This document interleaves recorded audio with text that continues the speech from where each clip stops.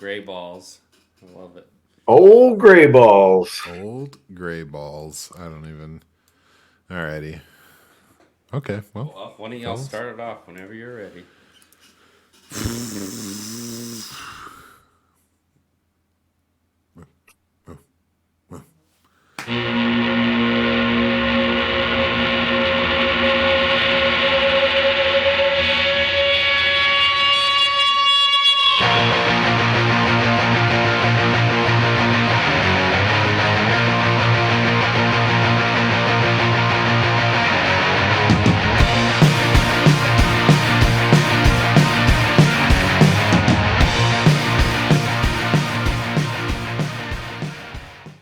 Welcome back to Rough Draft Research. Yes, we are back. We're back. Glad to have you back. Glad to be back. Joining me as always, I've got Major Agers over here in the blue headset. That's me, son. And my main man, Christian, with the cereal boxes, taking care of business. I, of course, am Darther of many names. And we're coming at you live, post-fantasy football. In the height of the preseason, postseason, it's not live. He caught me. This is a recorded message from the past. But speaking about, I was going to let it slide. Hey, man. We're going to highlight the past today by looking at some ADP, man. That's like September past. And then this past season to see if everything lined up right. See who disappointed and who exceeded expectations. I guess just a little preliminary notes. I got all these ADPs from the Fantasy Pros website, and I stacked it up week 1 through 17. So it's not going to have your season totals. If you look at like your sleeper rankings, they probably have week 18 baked into that kind of stuff. So it's a little off from what you might see out there, but it's a true fantasy season. And I also I did this weird thing where I put the stats from the Bills-Bengals game into those players' seasons to kind of equalize their comparisons. The playoff game. Yeah. It didn't really affect it that much, but a couple of things to be said, You had fun, right? You had fun doing it? I had fun doing it. That's all that matters. That's what matters. Blast. I had a lot of I love doing these spreadsheets, so I got into it. But yeah, I think we each picked 3 players from each position. I only picked 2 tight ends, Christian. Sorry, I'm just being up front with you. I managed to get 3. That's impressive. But that's all right. I was going to throw in, I think I was going to throw in a 4th running back, but then I didn't. So that's where we're at, man. But yeah, I don't know. What's up? What's fresh? What's fresh? I don't know, man. The fantasy's over. I didn't win anything. Yeah. My Vikings disappointed as per usual, and now I just got to sit here in Chiefs Kingdom and listen to all these people try to pretend like they weren't horrible a couple years ago. So, fuck you. A couple years ago, 5th straight home AFC Championship game. I'll describe it like I always do, man. As a Vikings fan, me and Chiefs fan, we sit at the same lunch table together. Now they don't even look me in the eyes, They like to pretend like we didn't used to know each other. Hey, man, we're looking you straight in the eyes. You're looking away from shame. Yeah. I was like, am I sitting next to Kirk Cousins again? Yeah, man. We got rid of him with that Alex Smith, man. I'm telling you. Yeah. Good enough to win the division, not good enough to win a playoff game. Love that guy. But Kirk, man, there's always hope. He has to draft the next Pat Mahomes. You could. Yeah. Oh man. You could. Wouldn't that be possible? Nice? That's even plausible. Okay, so yeah, you guys want to get straight into it, or let's do it. Okay. Well, what position should we start with, America? Let's start. What'd you say? I said survey says. Oh, AJ said tight end, so let's do it. All right, man. Why don't you kick it off? All right. Well, let's start things off positive. Let's go somebody that overdid their draft spot. Let's do Juwan Johnson. He was drafted as the 50th tight end, if at all, in Right. most leagues. He finished the season as 10th, which is pretty impressive. Converted from wide receiver to tight end this season, posted career highs in targets, receptions, yards, and touchdowns. So I think I would call that a successful transition. He's a restricted free agent now, which means he's probably going to end up back in New Orleans. I don't know that somebody's going to pay him and pay draft capital to get him from the Saints, and the Saints will be able to block any attempt at him as a contract. So looks like he's going to be the tight end in New Orleans right now, and that QB room's a question, obviously, but like that coaching staff looks like it's still going to be there, and it looks like Juwan Johnson's going to be the starting tight end of the Saints, and he looked good doing it, man. 7 touchdowns. They used him in the red zone quite a bit. Somebody definitely worth keeping an eye on, especially if they do find a way to improve that QB room. Yeah, man, he just really blew me away. Kind of came out of nowhere and just crushed it. And that was pretty exciting, man. So I'm gonna agree with you. And another guy that had a very exciting year, I'm going with someone who did also impress on their ADP to start out with here. I'm going with Evan Engram. He was my other one. Gotcha. All right. Let's see. How could you not? I mean, he was drafted at the 22nd position, which is pretty much not a real thing with the tight ends. And then he ends up at 5th. He's got 73 catches, 766 yards. And after years of disappointment, I mean, he's just kind of hanging out and kicking ass. He had only 4 touchdowns, so it's almost like there's room for improvement. But I think we all saw this coming, right? Doug Peterson talking tight ends. And that's kind of what my whole point is with him, is I kind of feel like for him to sustain this kind of success, he needs to stay with Jacksonville. And it was a 1-year deal, so it's up in the air. But I feel like they have to find a way to bring him back.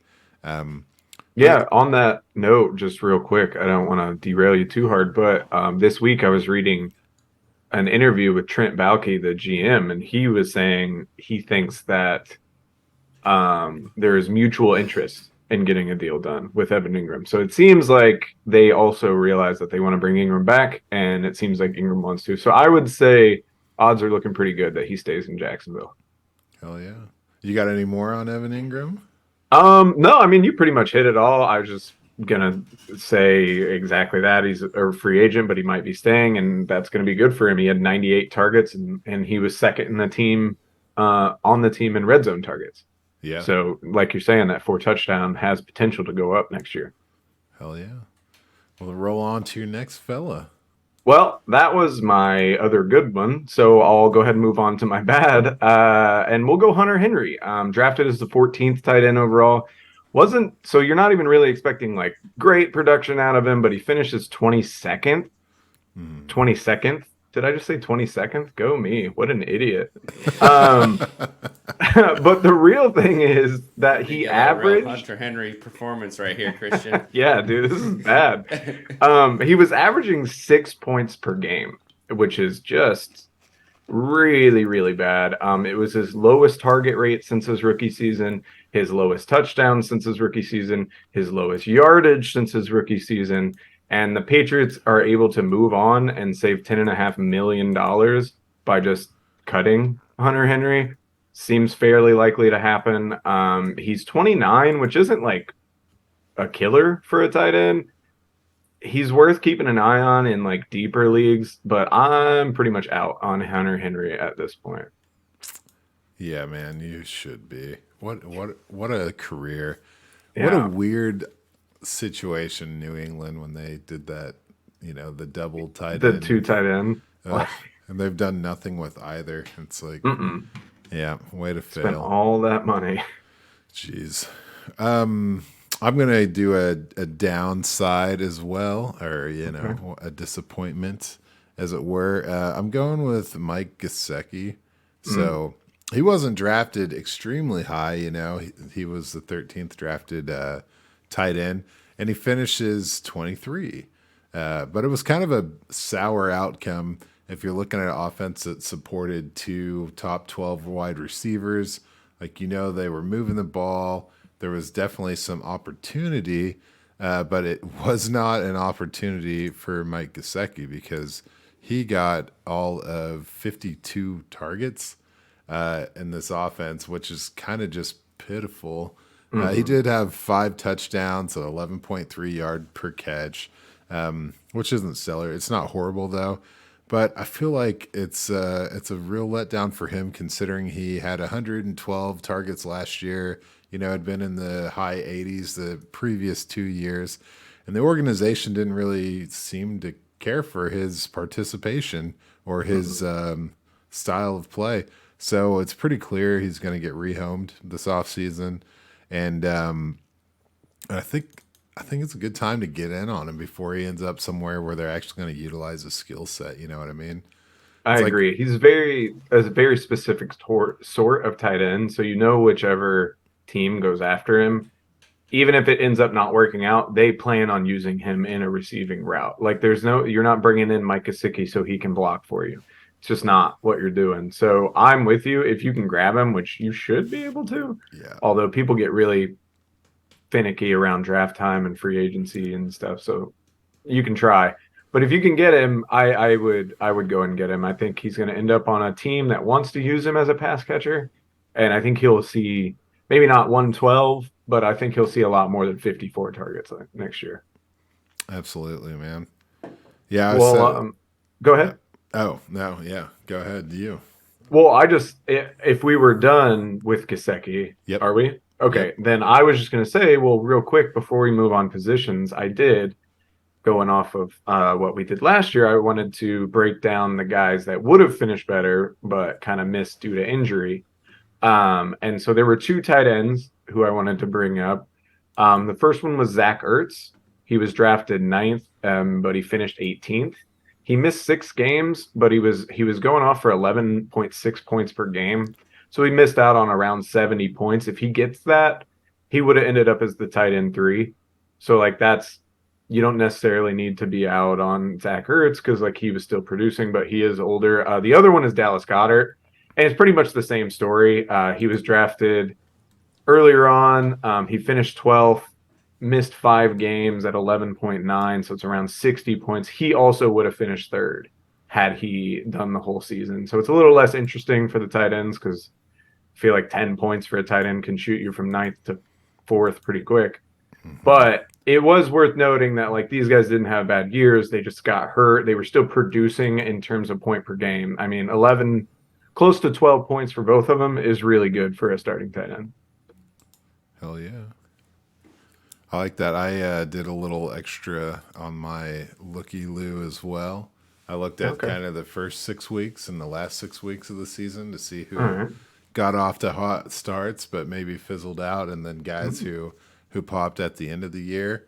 And tight end, there's not a lot of movement like that, but there was Robert Tonyan, who was 10th going through week 6 on the average there, who ended up not finishing in the top 12 or not even in the ballpark, I don't believe. So let's see, I got his number here, 19th. But then when you look at the guys who kind of finished the year hot, there are a few guys. Dawson Knox comes to mind. He was 9th in the last 6 weeks. And then Noah Fant was also in the top 12 of the last 6 weeks. But those guys didn't actually finish off the year in the top 12. But, 16th and 17th respectively. And then you guys are going to have to help me out with this. What is the Titans' tight end name? Okonkwo is his last name. I could not tell you how to pronounce his first name. Well, that's you did better than me. Got to phone a friend, old D-Hop. He's got the rookie cards, baby. Yeah, he's into it. He's got them all. He finished 8th over the last 6 weeks as a tight end. So, he's got a bright future. I just mentioned these guys to kind of, get a run on it. No one's going to look back and remember how people finished the year. They're going to look at how they finished, the entire season. So it's good to look at these little for sure. tidbits, snidbits. Whoa. All right. Next position. All right, let me roll the magic dice, and it says running backs. Running backs. AJ, you got your 3 tight ends? TJ Hawkinson, and Herb Smith Jr., baby. Let's roll. Hey. Nailed it. Well, I'll limp into the running backs with I got a slow one here. I went with Jerick McKinnon. I had him as an honorable. Nice. Quick honorable mention. Hell yeah. Yeah, he was pretty much not drafted. You know, they've got him ranked all the way at 60th for running backs. So he finished at 20th, which that's pretty impressive, especially when you consider that after week 11, he was like 49th. So he went from 49th to 20th over the last, 6 weeks of the season. And a big part of that was back-to-back 32-plus point games. That'll do it. He's got my respect. We'll see if he ends up getting the Super Bowl MVP or if they give it to the quarterback again. Hashtag Damian Williams. Where'd my Super Bowl MVP at? So. He did deserve it. Yeah, man. And McKinnon's an interesting case because Mahomes has been talking him up all the last 6 weeks of the season just about how smart he is and how good of a blocker he is. Seems like he's finally found a role in an offense like everybody. McKinnon's been a name that people have been excited about for 9 years. Yeah, forever. And it seems like he's finally found that role that suits him. I mean, him and Mahomes seem to be on the same page as far as where he needs to be. I mean, he had 9 straight games with a receiving touchdown. Like, hey, man, if he ends up back in KC, like, he's worth that Pacheco-McKinnon backfield is pretty nasty. It's awesome. Hey, not to mention third-string quarterback on that team. Hey. So. And we got quarterback in college. We were sitting there at Arrowhead when he scored his first touchdown of the season against the Chargers. Ooh. That was pretty clutch. Yeah, second to last row in the whole building, baby. That's my bad. That's my bad, Daniel. It was fine. It worked out. It was on the 50-yard line. It was great. It was perfect. I tell you, I was on the last row at Arrowhead, and it was a blast. So I think you're fine. There's no not bad that game, seats obviously.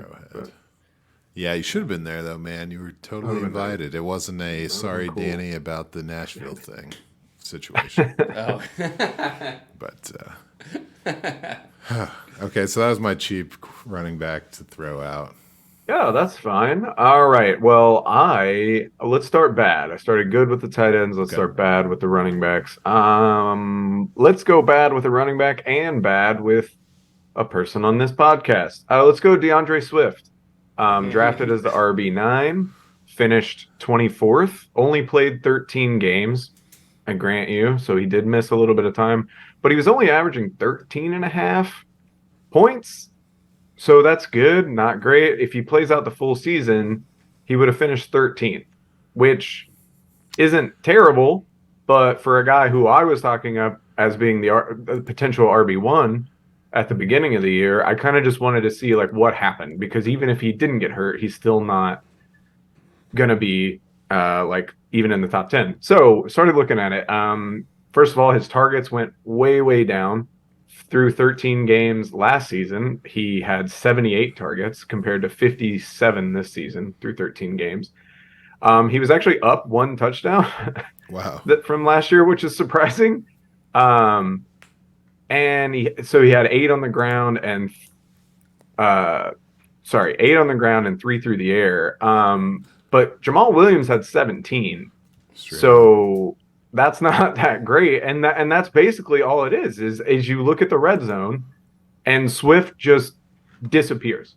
Like, he just entirely disappears. Jamall Williams handled 60% of the Lions running back workload all season, and you're thinking, oh, well, that still gives Swift 40. No, sir. He handled 24% of the red zone work. So, and we know Dan Campbell's there to stay unless something crazy happens. So to me, a guy who I loved, like, it's really making me question Swift's like viability, especially if he still continues to go at the front of drafts. Because like if they're just going to take him out every time they get to the 20, he's not going to be worth that much. And if they're not throwing him the ball, now they've got Jamison Williams, who looks great ending the year. They're probably going to bring somebody else in. They've got Amon-Ra. Like I just don't see the potential for Swift that I saw at the beginning of the year after just one season of kind of just not getting used. But you're not getting used at the most important time. Ugh. Well, I mean, the main question is, can the Lions keep it going? Can the Lions keep it going? That is the question. We're talking about an amazing comeback. They scored 128 more points than they did last year. This year. This is the second highest scoring points of franchise history after 2011. That was that Matthew Stafford beast year with Calvin Johnson. Can they keep it going? And will it get the scales tipped back in the way of Swift? Because my next guy is Jamall Williams, baby. And I don't know what to say about this guy. I mean, you've pretty much just summed up the whole landscape of the Lions backfield. And so a guy who was drafted ranked 49th amongst running backs and finishes 15th is over here just crushing it, man. And when it comes to acquisitions, I have a real life. I traded a second-round pick for Jamall Williams in a third round at the end of 2021. So this was a guy who was kind of a throw-in on trade. So you could definitely get him. It was unexpected for him to have a running back 15 year. But 17 touchdowns, as you mentioned, breaking Barry Sanders' record. He had over 1,000 yards on the ground, which was 10th in the NFL. Yeah, and 262 carries. Amazing. So if he comes back, which why wouldn't he? I mean, this seems like a magic party that no one's wanting to get off of the bus. Yeah. So if he's back, I mean, and the Lions keep, I don't know, if they can compete with the level of offensive output that they had last year, I don't know, man. I think it equalizes a little bit, but I don't think Jamall Williams is like the back to have in this backfield.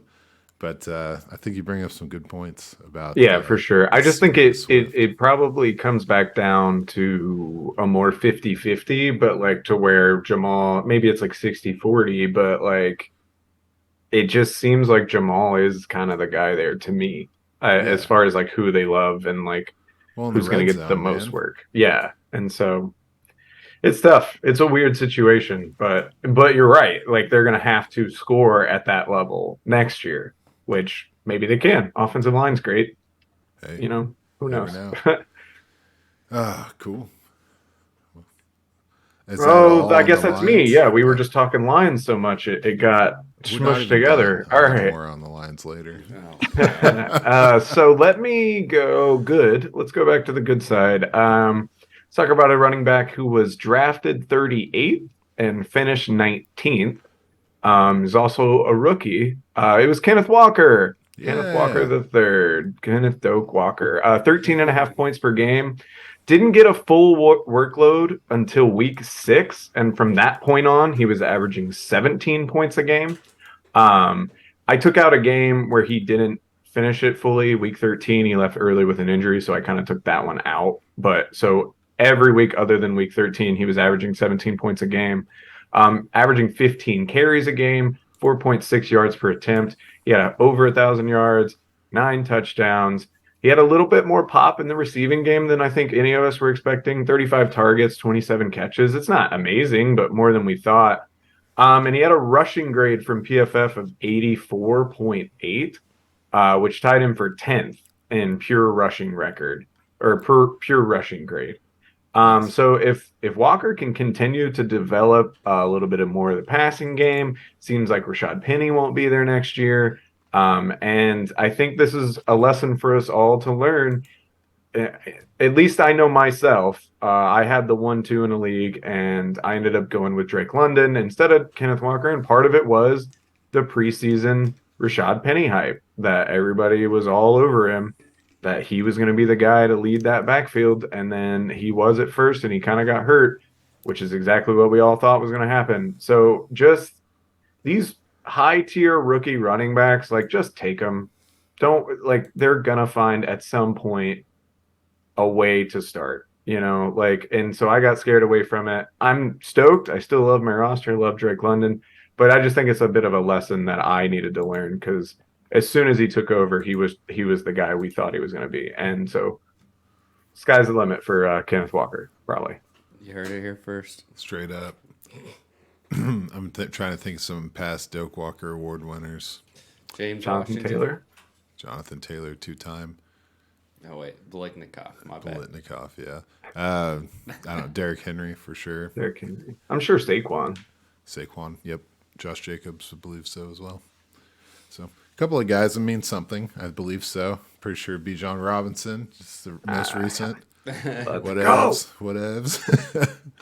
So I'm going to go on the sad side of the history here. I'm going with Alvin Kamara. This one hurts. It's personal.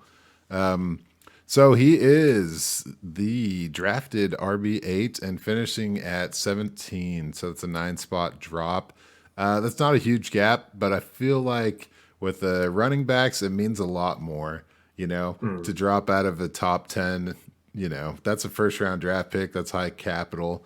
But in Alvin's defense, that's only 23 less points this year than his RB8 season last year. So whatever. But nevertheless, it's his worst season to date. And now we've got 2 years without Drew Brees. And we're seeing target numbers of 57 or less compared to the previous 4 years where it was 97 or more. So we're also seeing carry totals that are, 60, 40 carries more a year. We're talking 220 or higher. And Alvin Kamara getting only 4 touchdowns in a season is just sad. Yeah. He's used to doing that on Thanksgiving. In a game. Yeah, exactly. So, I can't quit this dude. It's just sad for me because I love Alvin, and I'd like to see him get traded out of New Orleans. I think it happens. Yeah, I think New Orleans does. I think New Orleans blows it up a bit, kind of restructures some things. They've got some good pieces down there. Yeah, and I think Kamara, it's just, you're going to waste the end of his career, and for what? I think he should get traded, and he probably will. And I'm with you. He'll be back. He looked all right. Like, he didn't look amazing like old Alvin Kamara, but like he still looked great. Like he still looked like he can play. So if he gets behind, I don't know, say the Eagles decide not to draft somebody and they just trade for Alvin Kamara, he gets behind that line, that would be really nasty. Like, something like that could work out really well for Kamara. I guess something like putting him on the best roster in the NFL. Huh. Great analysis, Christian. Fucking idiot. That could do a lot for a lot of people. Yeah, I'm sure everybody would love to play for the Eagles right now. But you get the idea of what I'm saying. You should just put him in with the Dolphins, right? That's kind of the there you go, the go-to running back landing spot. That would be fun. Like a zero under contract next year. The Buffalo Bills. The Buffalo Bills. Buffalo, too cold. It does seem like Buffalo's going to make a move at running back, for sure. They can have Clyde Edwards-Helaire if they want him. They're gonna have to do something, Christ. Dude. What a sad face into the season for those guys. It was. It was. We talked about it though. I feel like you and I both felt like the Cinderella story was about to be over. But anyway, let's go to my last running back. We'll do a bad one, but an interesting one. And honestly, now that I know you're doing the first half, second half, you probably have this guy on your list. I'd be surprised if you don't. But it's Cam Akers. Maybe. Oh, I didn't. Did you not put him on the list? Okay. Well, so he's an interesting one because he was drafted 18th, finished 36th, He was averaging for the whole season 9 points a game, which is abysmal. That's less than Samaje Perine, Brian Robinson, and Jeff Wilson. So, but if you look at the last 6 weeks of the season, and everyone saw the change because everybody heard about it, but it was crazy. Cam Akers was averaging 17.8 points per game over the last 6 weeks of the season. His snap share went from around 40% each week to 75% every week. He finished the season on a 3-game 100-yard streak as well. So I feel like Cam Akers has at least earned an opportunity at the starting role in 2023, and he looked good to end the season. He looked kind of back to the guy that we saw that everybody was excited about. He's still fairly young, and the Rams don't have draft picks to be fucking around trying to take another running back. So if Cam Akers is there and he's happy now and they've worked out all their whatever was going on between the Rams and Cam Akers, it looks like you may have a starting running back. And if you held on to him, you're going to feel good. And if you traded for him, you should feel pretty good, I think. Hell yeah, man. No, Cam, that was like what happened, you know? He was like I don't know, man. Maybe it was longer to heal than we all anticipated, but that was a hell of a resurgence. Yeah, it was out of nowhere. And I'm not totally convinced that it carries into next year, but you at least feel better. You at least feel better with Cam Akers on your roster now than you did 6 weeks ago. Yeah, 7 weeks ago. Man, I do have him on the short list. You're right. Oh, did you? Okay. Yeah, and I mean, not that it matters, but him and AJ Dillon are both guys that were kind of finished top 12 the last 6 weeks that weren't on the top 12 list. Big resurgence or big push at the end for a couple of guys like Rashad White, Isaiah Pacheco, and Latavius Murray. Hey, wow, popping back up. A couple of kind of disappointing end of the season for guys that actually did finish the season well. Ramondre Stevenson kind of took a deuce at the tail end there, as did Nick Chubb, Aaron Jones, and Leonard Fournette. So all those guys kind of flushed it. But if you basically beginning of the season guys, most of the beginning of the season guys did really well, unless they got injured, which was pretty much Breece Hall. And Clyde Edwards-Helaire. Do you guys remember he was like in the top 12 there at the beginning of the year? That was kind of crazy. Khalil Herbert. I mean, even Kareem Hunt was having an okay start to the season. But, yeah, anyway. There wasn't a lot of shakeup at the top. Pretty much the guys who started the season well followed through with it. So yeah. And speaking of guys that got injured and whatnot, you already mentioned it. Breece Hall, he finished 41st, drafted 23rd, but he missed 9 games, averaging 16.4 through those games. So he missed out basically on 150 points. He would have been the RB6 in his rookie season. You would have been behind Saquon Barkley and right in front of Nick Chubb. So that just shows you what a season got derailed by a rookie. He probably would have won Offensive Rookie of the Year at that point. So sad to see him go down like that, but he'll be back next year, hopefully.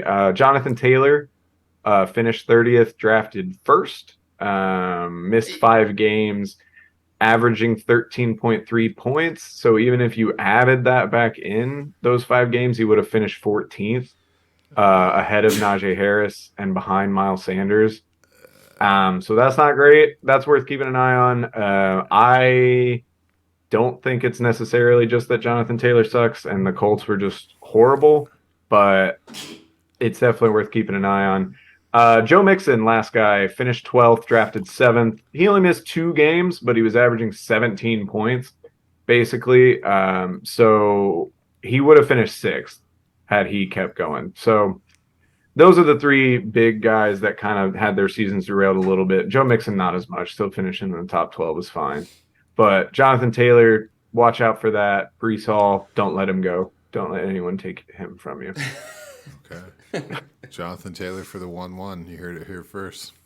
Get at me. Yeah, right. All right, Fun. let's dial in quarterbacks. Oh, the The QBs. old QB there. I feel like this is going to be where we overlap the most. Probably. There's only a few guys. Yeah, it's only a couple worth talking about. I'll let you go first then to give you the edge. Okay. Let's go good. And I have a feeling, since you mentioned Lions, we both probably did Jared Goff. So why don't I just do Trevor Lawrence? He was drafted 18th. He finished 8th. 18.3 average, finished 15 spots ahead where he finished his rookie season.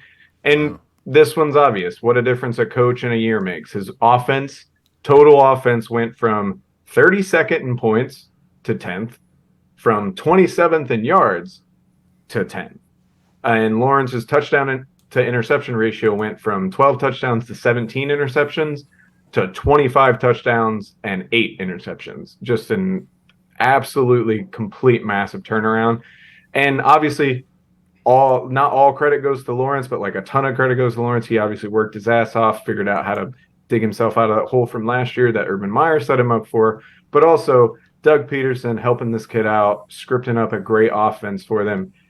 Jags are going to be good for a really long time, and huge arrows up if you manage to grab Lawrence or maybe traded for him after a disappointing rookie season.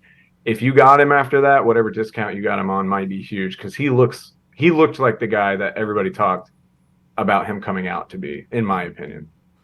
Yeah, no, he looked sharp, man. And kind of, I don't know. It was just such a strong end to the season where it was like, it seems like it's got momentum. And they got everyone involved. Like everyone in that offense became, a contributor. And so that's what you want to see as a balanced team with a solid leader under center. So that's what they got. Who else has that is I was just going to go into the Detroit Lions. I feel like you're going to have different stuff than me on him. So I'm just going to go ahead and say a few things about Jared Goff. We're not worthy.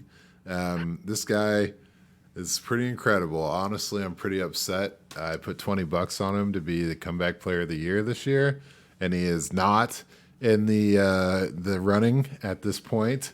So yeah, fuck you, Geno Smith. You asshole. And Christian McCaffrey. Come on.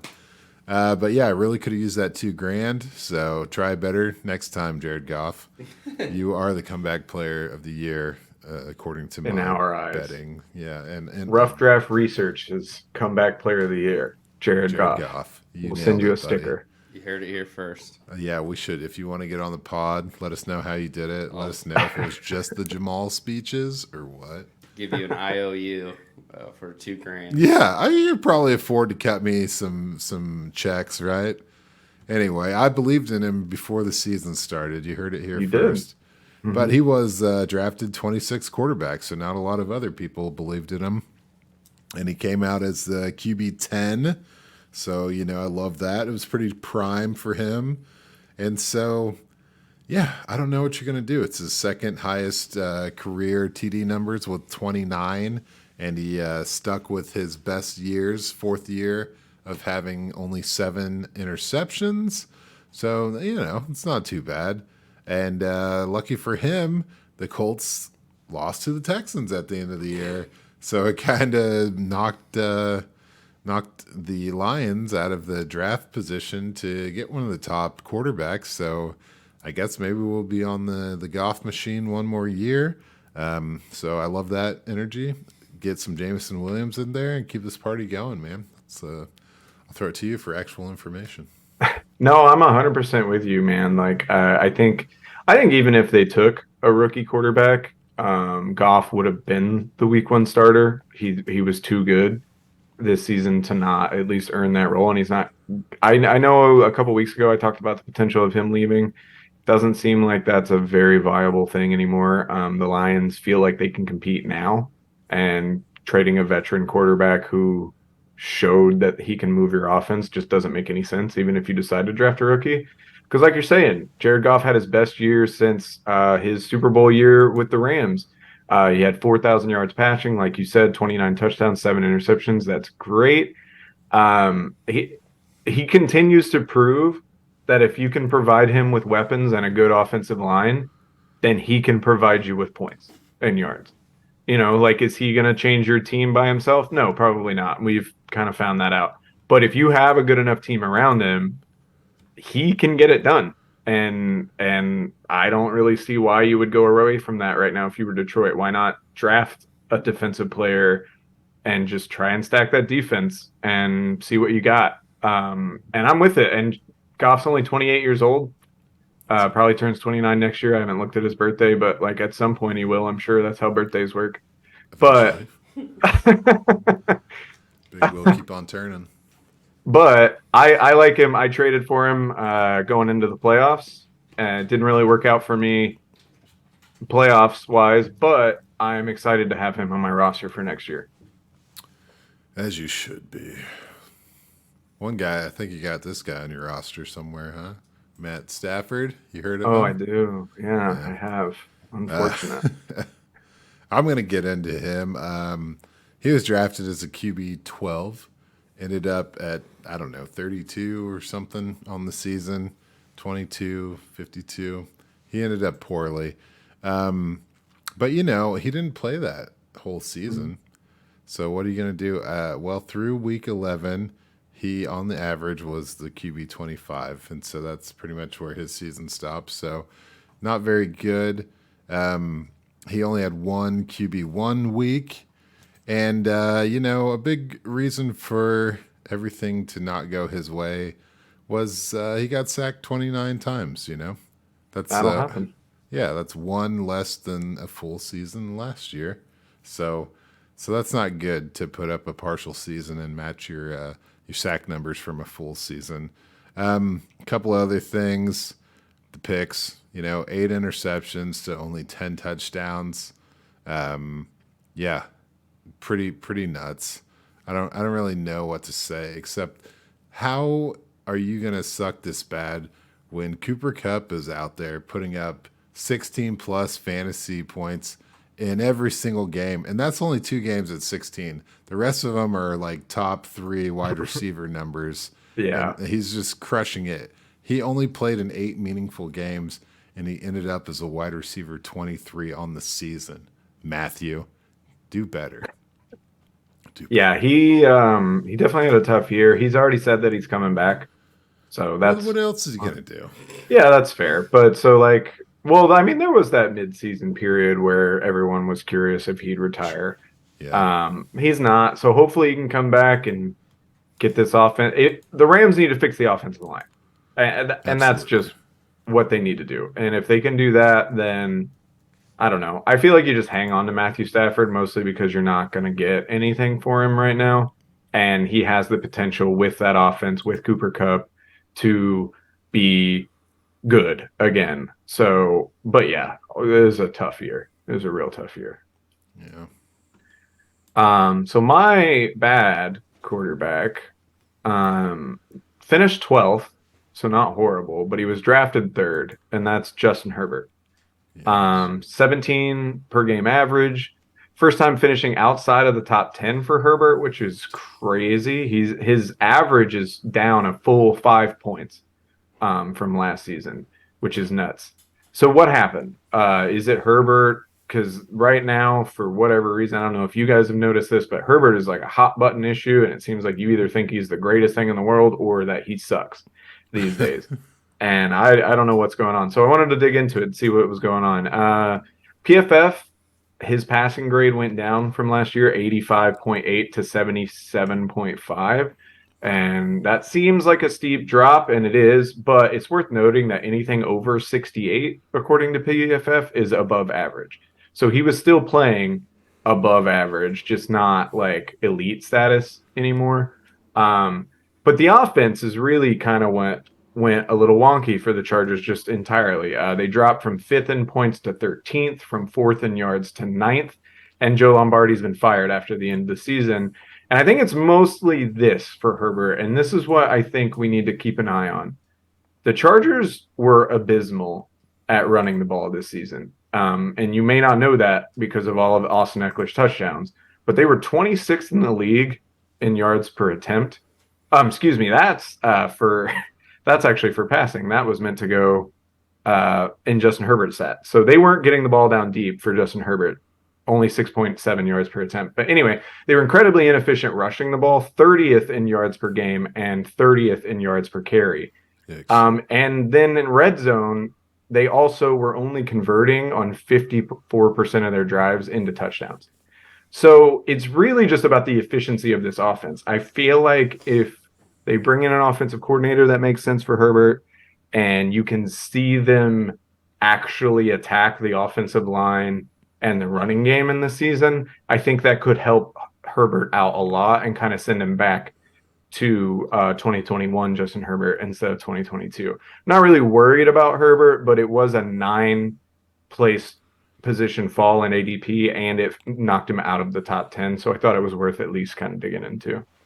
Yeah, that's a huge fall, especially when people are like, who's better, Joe Burrow or yeah, Justin Herbert. Curious to see what this guy could do in a full 17-game season with a healthy Mike Williams and a healthy Keenan Allen. You know what I mean? Yeah. But it seems like that's the kind of thing that'll never happen, which is of course not. That's okay.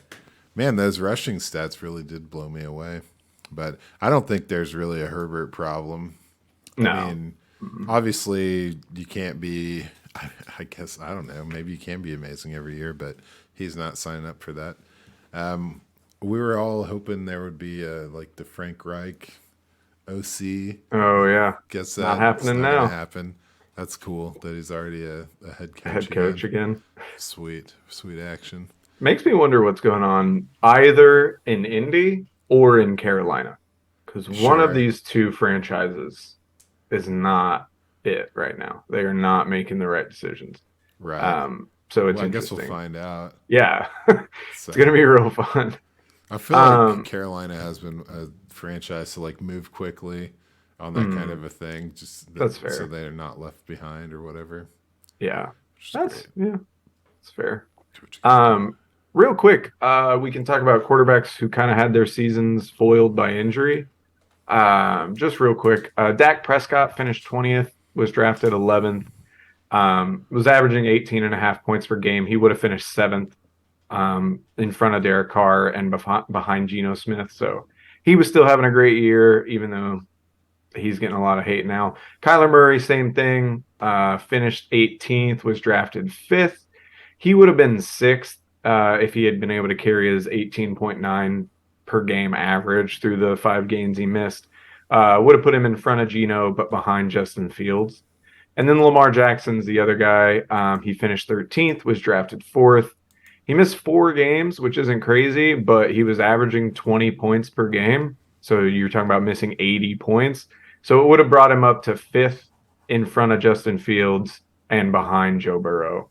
So all those 3 of those guys still had excellent seasons, just got really derailed because of injury. It would have pushed a lot of these like meh kind of quarterbacks out of the top 10 and kind of put them where they should have finished if those 3 guys had been in the top 10. I hear you. I'm going to do something crazy and do my 3rd quarterback real quick. Oh, fuck. My bad. I gotcha. I fucking gotcha. No. Sorry, AJ. He's mad over here. He's mad at me. I had Justin Fields as as the hooray story. Just saying he got, I don't know how this happened, but he was drafted as a QB 17, and that's kind of nuts that he was drafted that late. But he ended up as the quarterback of the year. Now, where did he end up? Sorry, guys. Justin Fields. 5th? I think that sounds right. He ended up 5th. And yes, he would have been 5th. And he still missed 2 games and still got 5th.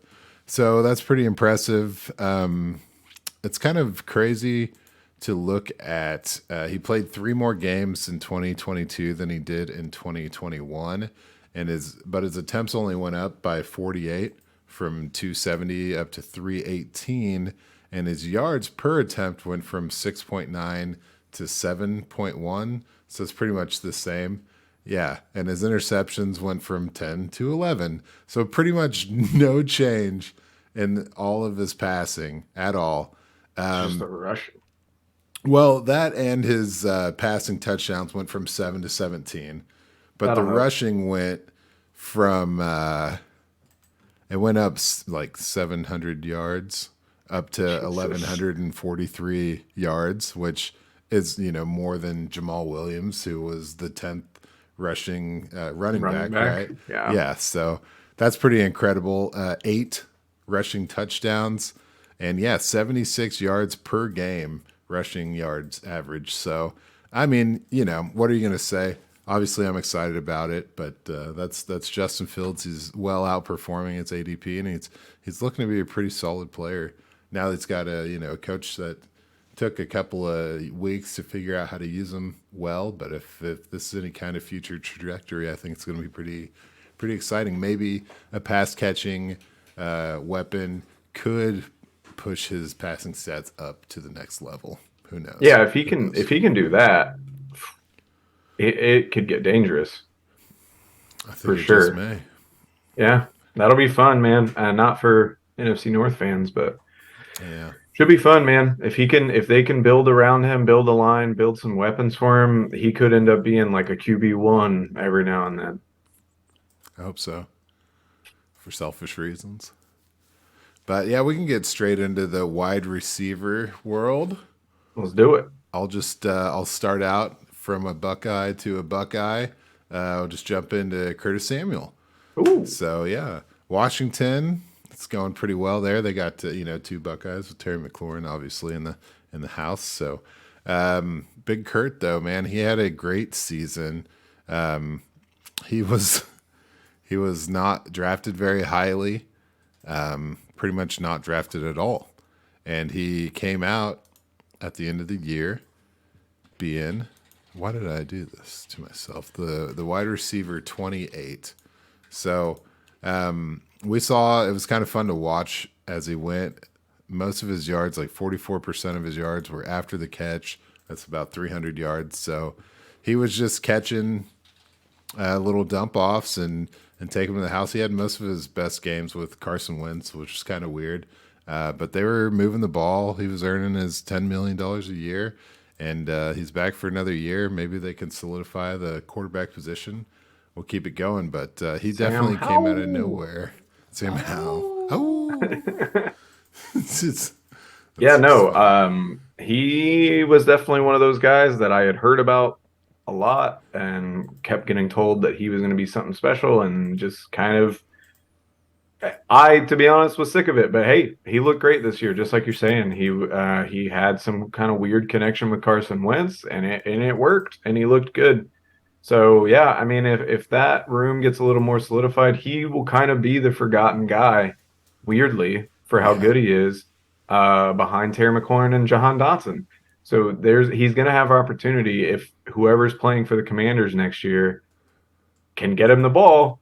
He will be a flex starter, maybe wide receiver 2 potential, in my opinion. It's just crazy to see that kind of a jump, man. Yeah, it's nuts. It's fun. That's why we do it. Exactly. All right. Let's talk about a crazy jump, shall we? Let's talk about a jump of 49 spots up from their ADP. Drafted at 85th, finished 36th. It is Donavan Peoples-Jones. He looked great. Averaging 10 points per game, which is not especially crazy. But what really intrigued me on him was the snap percentage. His lowest snap percentage of the season was 77%, which was compared to 59% last year. He also had career highs in targets this season with 96. His previous high was 58. So like they just used him more. He was on the field a lot more than he used to be. He was getting the ball thrown to him a lot more than he used to be. A few stats were down. That's worth keeping an eye on. Your yards per reception dropped about 4 yards from 17 to 13. Catch percentage was only around 63%, which isn't great. That would need to come up for me to really, really like him as like a wide receiver too. But the potential is there. And if Deshaun Watson can turn it around and actually be the guy that the Browns paid all that money for, then if Peoples-Jones solidifies that number 2 role in the Browns offense behind Cooper, then hey, he could jump from 36 to 18, 19 next year. Hell yeah, he can. I tell you what, the year is 2022. A calm falls on Cleveland as every draft pick they've ever had departs for the state of Texas. The scene is set for full collapse for Amari Cooper as he's being drafted as the wide receiver 28, a Dreamer's 5th-round pick in a redraft. Oh my God. Dynasty dart throw, maybe even a throw-in piece in a draft trade. I don't know. Oh, many have been counting this man out for several years. What's he going to do with Jacoby Brissett under center on a run-first team? Well, let me tell you, America, he is going to tie a personal best in targets of 132. He is going to set a personal record for 9 touchdowns in one season. And sweet, hot Christmas gravy, he is going to end the year as wide receiver 10. And he is still alive, my friends. As Christian has told you today, Deshaun Watson is going to stake his claim on Cleveland as the man to be. No. I don't know Christian Watson, biggest. I said if. It's Christian Watson. It's like Deshaun Watson and Christian. And that's Christian where Watson. you're his biggest fan. I believe Gotcha. it. All right. Okay. Anyway, Oh gosh. I had No, yeah, Cooper definitely impressed me. He crushed it. Absolutely. I think we don't disagree, maybe even as much as we should, you and I, Dan, as for entertainment value.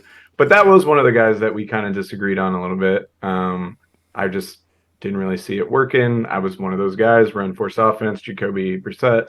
What's he going to do? And Cooper made me look silly.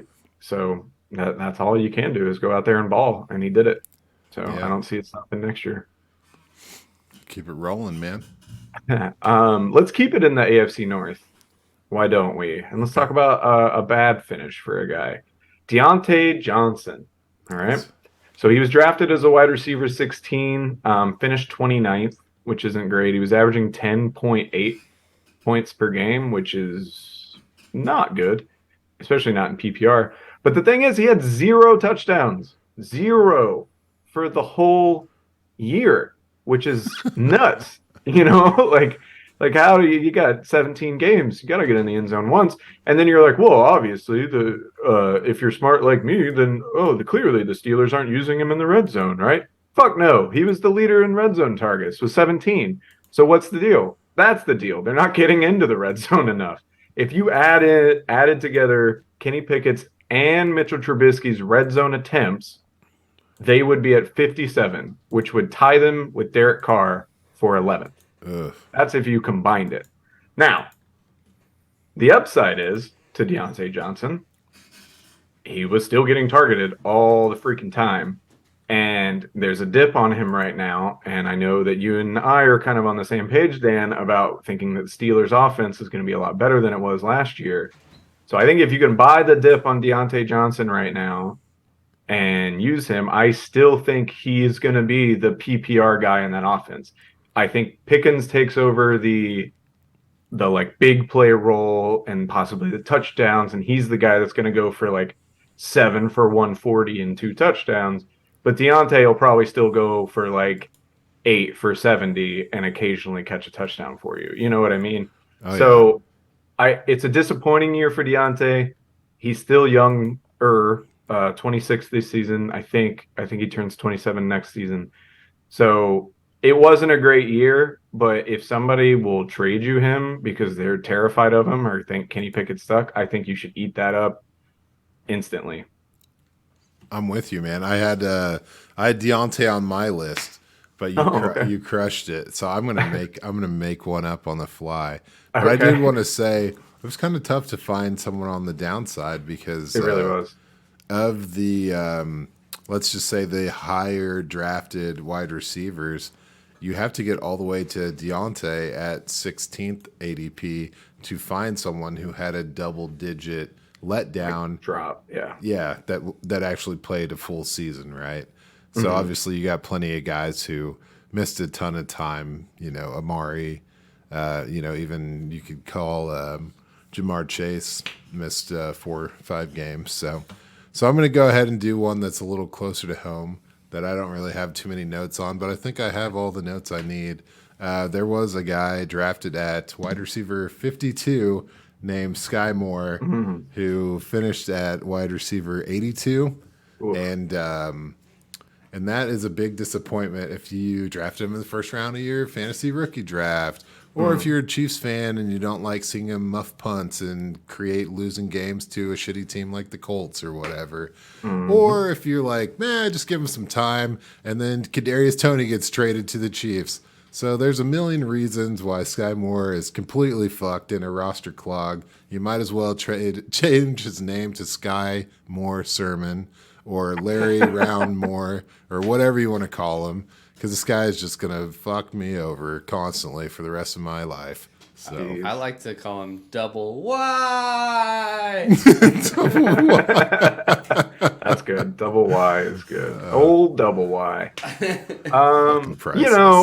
Hopefully he can still find his way. But honestly, the beginning of his career reminds me very much of Amari Rodgers' career, costing us games, muffin punts to teams we should have beat. Like, hopefully that's not the route it goes, because I like Skyy Moore. He was one of the guys you and I were both pretty high on coming out of the draft. Hopefully he can figure it out. But yeah, it was a tough rookie year for him. Yeah, it's heartbreaking, man. I mean, I guess it's not tough. He's in the AFC Championship game, but he didn't do a lot to get there. Maybe this is what he needed. The spotlight wasn't bright enough. He's going to drop 3 touchdowns on the Bengals this Sunday. Well, hopefully he doesn't drop anything, but that's fair. All right. Well, let's finish on a high note, shall we? I'm going to finish on a high note. I think you have another guy, so I don't know what that is. That's it. Oh, see, dude, I'm all fucked on it. All right. So I got Devonte Smith. Drafted at 37th, finished 9th. Yeah. Fucking sexy. Averaged 15.1 points per game. The arrival of A.J. Brown scared so many people away from Devonte Smith, and Devonte Smith just decided to prove why that was silly of everyone to think that.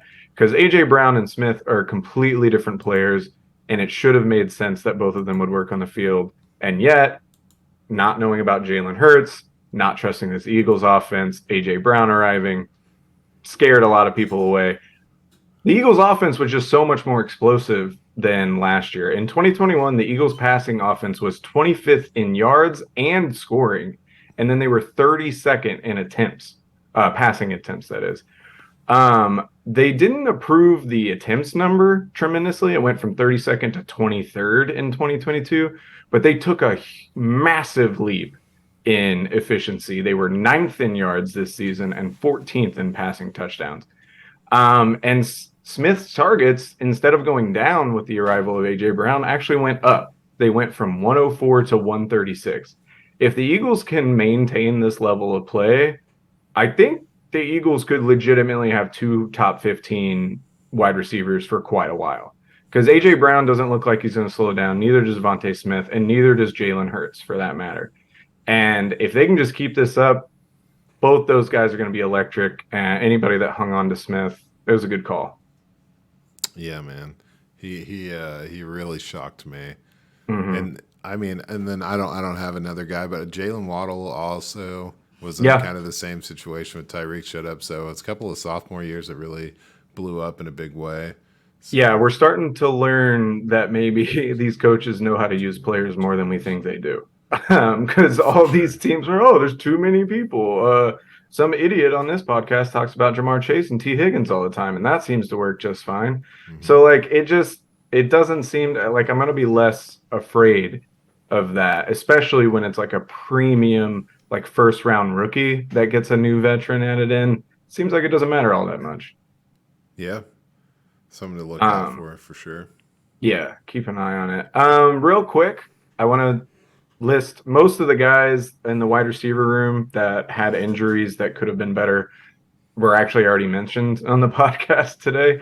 So I'll cook through it real quick. Obviously, Cooper Kupp missed 7 games, averaging 22 points. He would have finished second behind Justin Jefferson and in front of Tyreek Hill if he was able to play out the full year.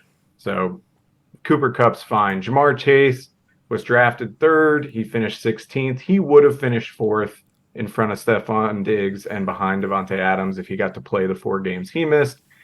Keenan Allen missed 6 games, averaging around 15 points. He would have been 17th in front of Ayuk, finishing just behind Jamar Chase.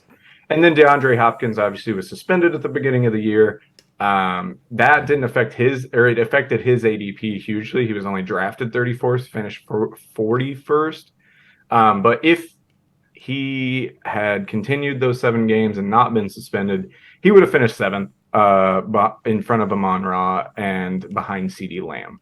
So those 4 guys, again, they looked great. Now, 3 of those guys are on the older end, so that's something to keep an eye on as far as their injuries go. But Chase, you shouldn't be worried about at all. And in my opinion, you shouldn't be worried about Cooper Kupp at all either. Yeah, no, he was amazing when he was out there. Mm-hmm. So let's see. I got a couple of guys that started off hot that kind of flamed out a little bit. Curtis Samuel and Gabe Davis, those guys started off pretty strong. Deebo Samuel also, and then they cooled off pretty hot. But there were a few guys that ended the year spicy that didn't ultimately hit the higher season finishes, and that includes Chris Godwin, Keenan Allen, as you mentioned. Jerry Jeudy really popped off in the last couple weeks. And then you got a pair of Giants wide receivers in Richie James and Isaiah Hodgins that kind of really hit the scene in a huge way to end the season. So it's pretty crazy. So Yeah. I won't say too much about those guys. I mean, most of those are household names, right? Those Giants guys. But keep an eye on them because I think they're both back next year for the Giants. Yeah, and I'd imagine so. I imagine they will try to keep it rolling with what they've got. Yeah. Yeah. So I don't know. I think that might be. I think that's it. I think we did it. I think we did it. Did it. I guess I'll say I'm going to be going away for a couple of weeks, America and Germany. So enjoy the boys while I'm gone. I've got an additional life coming to the planet. So I got to go water and feed it as you do. And after I can trust it on its own, I'll come back to the dojo and lay down some fat tracks for you guys. Yeah. Congrats, Big Daddy. Let's I need go. more stats in the headphones. Oh Yeah, dude, congratulations, man. Appreciate it. Thanks to everybody. America and Germany. And Germany. In Germany.